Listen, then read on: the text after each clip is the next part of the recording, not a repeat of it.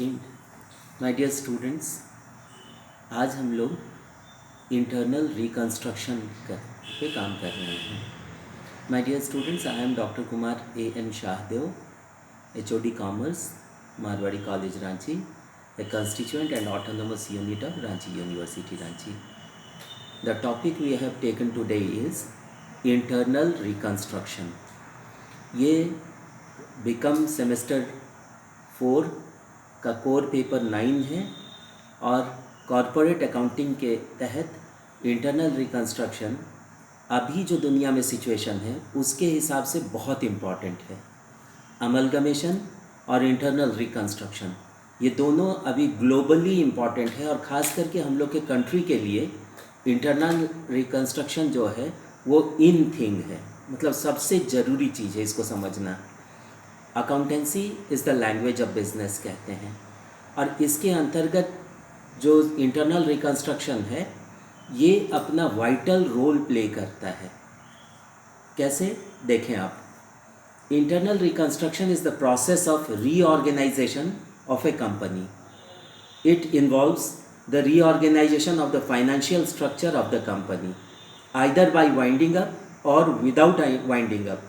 The existing company financial reconstruction is an exercise restating assets and liabilities with a view to दो important points है इसमें, generate surplus profits to write off accumulated losses abnormal losses.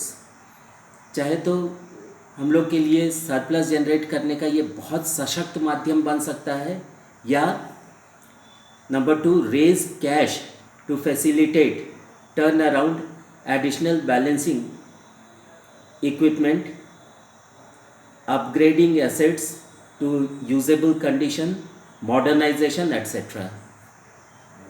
तो चाहे तो हम लोग generate करें surplus जिससे कि एक्यूमुलेटेड लॉसेस को या अबनॉर्मल लॉसेस को हम लोग राइट ऑफ कर दें, हटा दें, या अगर ज़रूरत है तो कैश जनरेट करें, रेज करें, ताकि हम लोग क्या फैसिलिटेट कर सकें, एडिंग जो बैलेंसिंग इक्विपमेंट है उसको ऐड कर सकें, अपग्रेड कर सकें एसेट्स को, और अनयूजेबल कंडीशन में जो एसेट्स हैं उनको फिर से रीयूजेबल कंडीशन में ला सकें और मॉडर्नाइजेशन हो सके. क्योंकि ऑटोमेशन में मॉडर्नाइजेशन बहुत इंपॉर्टेंट चीज़ होता है. जहाँ मशीनीकरण है वहाँ मॉडर्नाइजेशन, अपग्रेडेशन बहुत इंपॉर्टेंट चीज़ है. रिकंस्ट्रक्शन जो होता है वो दो तरह का होता है, एक इंटरनल रिकंस्ट्रक्शन, दूसरा एक्सटर्नल रिकंस्ट्रक्शन. तो यहाँ हम लोग इंटरनल रिकंस्ट्रक्शन लेके चल रहे हैं. Internal reconstruction refers to the reorganisation of capital structure of a company. एक बार तो शुरू में हम लोग कंस्ट्रक्ट करते हैं, ऑर्गेनाइज करते हैं, लेकिन अगर उसमें कठिनाई हो, कोई प्रॉब्लम आ रही हो, तो उसको रिकंस्ट्रक्ट कर लेते हैं हम लोग, रीऑर्गेनाइज कर लेते हैं. तो कहता है internal reconstruction refers to the reorganisation of capital structure of the company without its liquidation. It includes both alteration and reduction of share capital. जैसे भी ईजी हो, चाहे ऑल्टर करके या रिड्यूस करके शेयर कैपिटल को, उससे हम लोगों को इसको करना है. ऑल्टरेशन ऑफ शेयर कैपिटल जो है ये बहुत इम्पॉर्टेंट है. Section 61 of Indian companies act 2013 के अंतर्गत इसको डील किया गया है.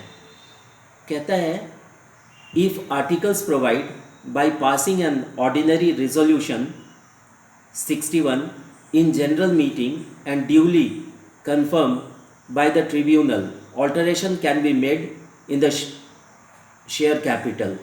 It may take place in the form of, कैसे कैसे हम लोग ऑल्टरेशन कर सकते हैं, इसका रूल दिया हुआ है कंपनीज एक्ट में, section 61. Point number 1, increase in share capital. Number 2, consolidation of shares into shares of larger amount, larger denomination के वैल्यू उसमें कन्वर्ट कर सकते हैं हम लोग. तीसरा, सब डिवीज़न ऑफ शेयर्स. चौथा, conversion of fully paid shares into inventories and reconversion. पांचवा, कैंसलेशन ऑफ अनइश्यूड शेयर्स. अभी जिसको इशू नहीं किए हैं उसको कैंसिल कर देना।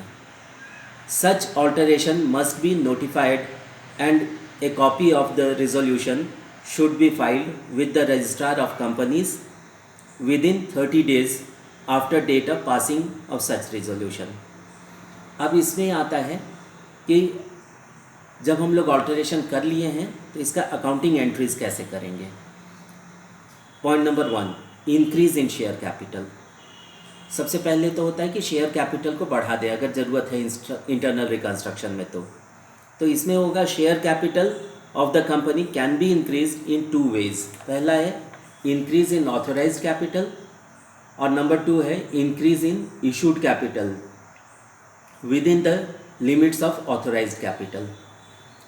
ऑथोराइज्ड कैपिटल, जब कंपनी का निर्माण होता है तो सबसे पहले हम लोग क्या करते हैं, कंपनी के प्रॉस्पेक्टस को हम लोग बहुत बढ़िया से तैयार करते हैं। उसके बाद मेमोरेंडम ऑफ एसोसिएशन बनाते हैं, फिर आर्टिकल्स ऑफ एसोसिएशन बनाते हैं और इसको सबको अटैच करते हुए एक प्रॉपर फॉर्म भर के, उसका एक प्रेस्क्राइब्ड फॉर्म होता है, उसको भर के उतना फ़ी दे के registrar of joint stock companies के पास उसको भेजते हैं रजिस्ट्रेशन ऑफ कंपनी के लिए। इसको कहते हैं incorporation of company. Registrar of joint stock company जो कि हर एक स्टेट के कैपिटल में होता है, हर एक राज्य की राजधानी में होता है, वो पहले अपनी एप्लीकेशन को रीड करता है, उसके बाद अपना टीम भेजता है इंस्पेक्शन के लिए।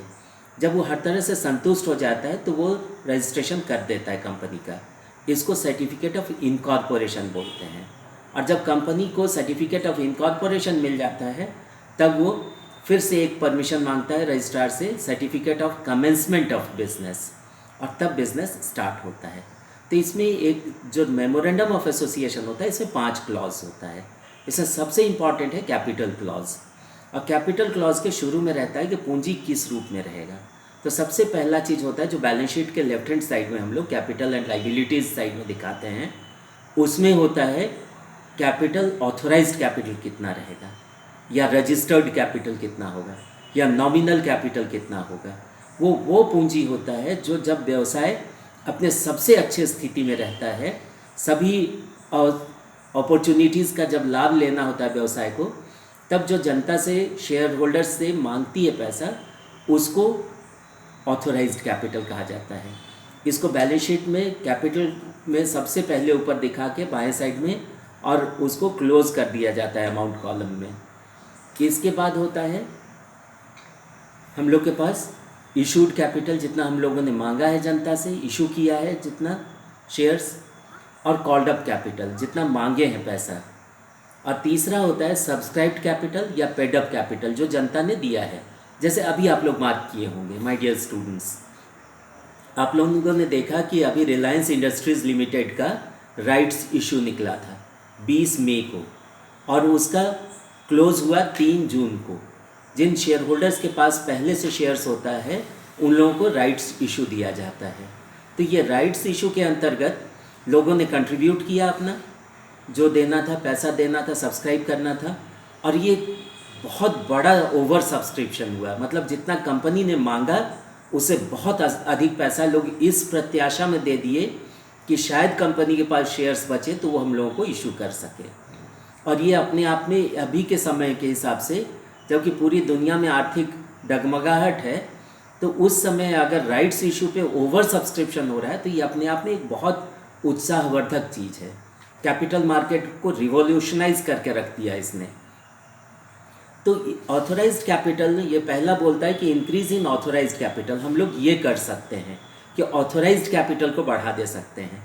अब ये अपने आप में एक नई प्रक्रिया होती है, क्योंकि फिर से एनुअल जनरल मीटिंग बुलाना पड़ेगा, सभी मेंबर्स को वो कंडीशंस बताना होगा कि क्यों हम लोगों को ऑथोराइज्ड कैपिटल में चेंज करना पड़ रहा है।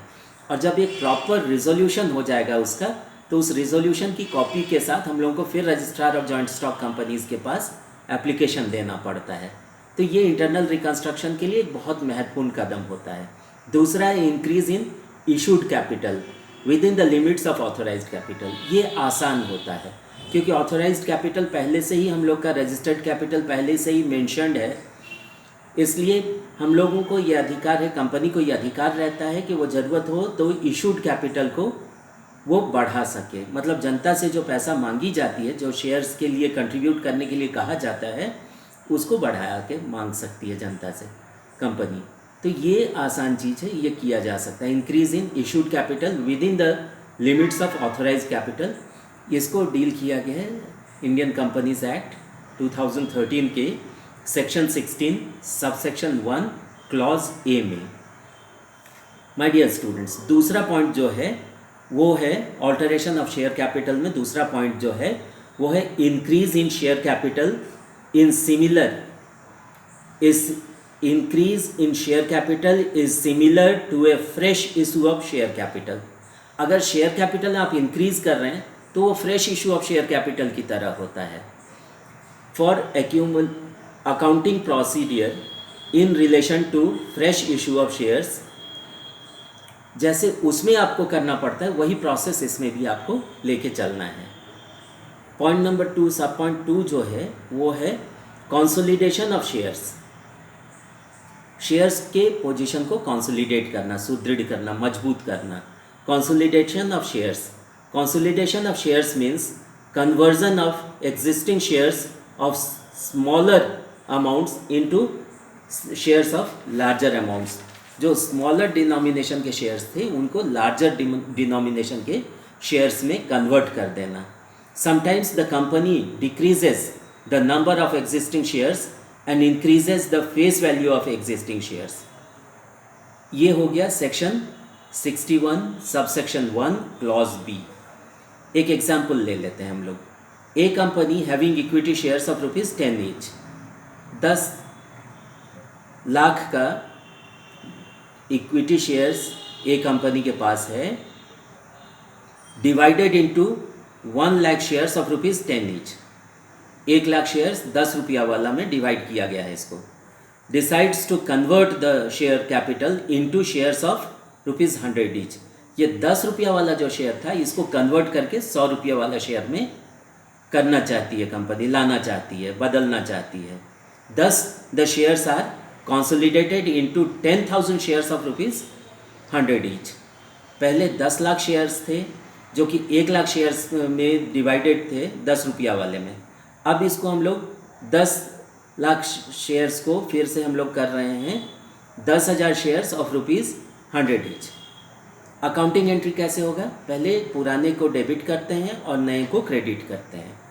इस तरह से देखें आप, share capital bracket old account DR से ₹10 ईच, 10 रुपये वाला share, to share capital bracket new account से ₹100 ईच। तो ओल्ड शेयर जो था उसको हम लोग डेबिट करते हैं और नया शेयर जिसमें हम लोग कन्वर्ट कर रहे हैं या क्रेडिट कर रहे हैं उसको हम लोग क्रेडिट कर देते हैं। अब तीसरा पॉइंट, किसका तीसरा point? Alteration of share capital section 61 का। इसमें है conversion of fully paid shares into inventories and vice versa. A company is allowed to convert its fully paid shares into inventories and inventories into shares. However it is compulsory to obtain permission of central government when shares are converted into inventories. This should be noted that subpoint 1, inventories can never be partly paid up, it is always fully paid up। जब भी स्वरूप में बदलाव करना होता है तो fully paid होना चाहिए शेयर्स को। Number 2, shares can not be transferred in fractions, इनको टुकड़ों में फ्रैक्शंस में नहीं ट्रांसफ़र किया जा सकता है। While inventories can be transferred in any fraction. सब point 4, subdivision of shares। Subdivision of shares means conversion of existing shares of larger face value into shares of smaller face value। For example, company converted 10,000 shares of ₹100 each into 1 lakh shares of ₹10 each। This is alteration of share capital by subdivision of shares, section 61 subsection 1 clause D। इसको accounting entries में हम लोग देख लेते हैं। पिछले example में जैसे हम लोगों ने लिया था कि 1 लाख शेयर्स जो था 10 रुपया वाला, उसको हम लोग कन्वर्ट कर दिए थे 10,000 शेयर 100 रुपये वाले में। इसमें ठीक उसका वाइस वर्सा है, उल्टा कर दिया हम लोग। इसमें पहला अकाउंटिंग एंट्री ले लें, शेयर्स या share capital bracket old account D R to share capital bracket new account D R. पिछला शेयर था हम लोगों का 100 रुपये वाला, उसको हम लोग कन्वर्ट कर दिए 10 रुपये वाला। तो ये एंट्री होगा share capital old account D R से ₹100 each to share capital new account से ₹10 each. B, on conversion of shares into inventories, जब इन्वेंट्रीज में हम लोगों को इसको कन्वर्ट करना होगा शेयर को, share capital account D R to inventories account. C, on conversion of inventories into shares, ये ठीक उल्टा है, inventories account D R to share capital account या inventories account D R to shares account.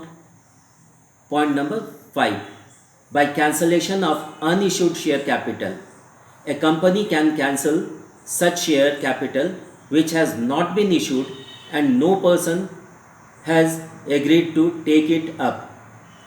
अगर हम लोगों ने अभी इशू नहीं किया है तो हम लोग उस शेयर को कैंसिल कर सकते हैं, जिसको कि अनइश्यूड शेयर्स कहते हैं, जिसका कि हम लोगों ने अभी इशू नहीं किया है, जिसको जारी नहीं किया है हम लोगों ने, उसको हम लोग कैंसिल कर सकते हैं।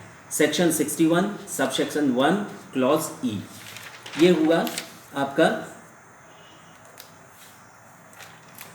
Alteration of share capital section 61।